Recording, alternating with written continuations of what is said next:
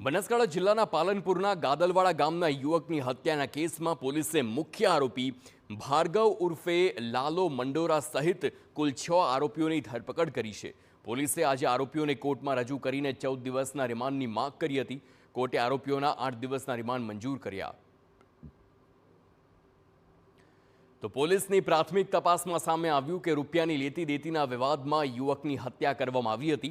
20 ડિસેમ્બરની રાત્રે મૃતક ભરત ચૌધરી અને નીતિન ચૌધરી આ બંને યુવકો પાલનપુર અમદાવાદ હાઈવે પર ઊભા હતા, જ્યાં પાછળથી 20 થી 25 લોકોના ટોળાએ બંને યુવકો પર હુમલો કર્યો। ધોકા, લોખંડના પાઇપ અને તલવારથી જીવલેણ હુમલો કરતા યુવકનું સારવાર દરમિયાન મોત નીપજ્યું હતું। પોલીસે કુલ 24 શખ્સો સામે ગુનો દાખલ કર્યો હતો, જેમાંથી હાલ 6 આરોપી ઝડપાયા છે, જ્યારે અન્ય આરોપીઓની શોધખોળ ચાલુ છે।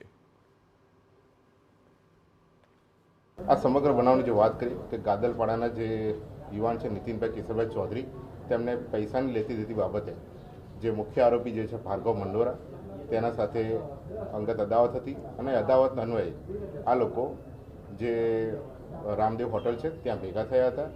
આ હોટલ પર ભેગા થયા ત્યારે જે મુખ્ય આરોપી છે ભાર્ગવ મંડોરા અને તેને સાથેના અન્ય આરોપી ઈસમો, તેઓએ જે ભરતભાઈ ચૌધરી અને નીતિનભાઈ અને તેના સાથેના ઈસમો તેના પર હુમલો કર્યો હતો